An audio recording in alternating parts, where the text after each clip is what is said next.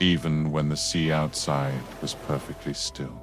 It was as if the house itself believed it was still adrift, lost in an endless, watery expanse. Objects would move on their own.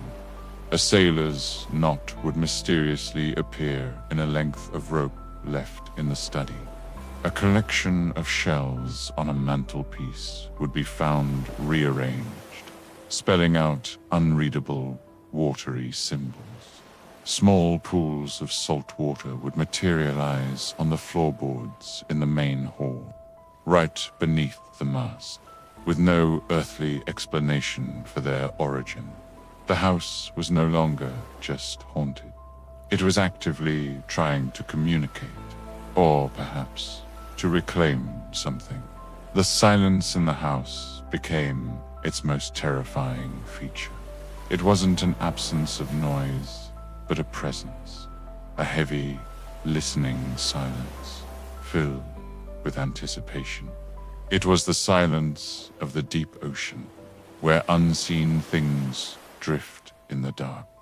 The family lived in a state of constant, low-level dread, always waiting for the next whisper, the next movement, the next sign that they were not alone. They had become crew on a ship that was forever anchored in the earth, but whose soul was still lost at sea. One moonless night, the final event occurred. Sebastio was awoken by a deafening sound. Not a creak or a groan, but the splintering crack of a massive tree breaking in a storm. He rushed to the main hall. The entire house was filled with the roar of a phantom ocean and the frantic shouts of a dying crew. Staring up at the mast, he saw it weeping, a dark, tar-like sap that smelled of decay and the abyss. And carved into the wood, where there had been no carvings before, were the outlines of dozens of faces, their mouths open in silent screams.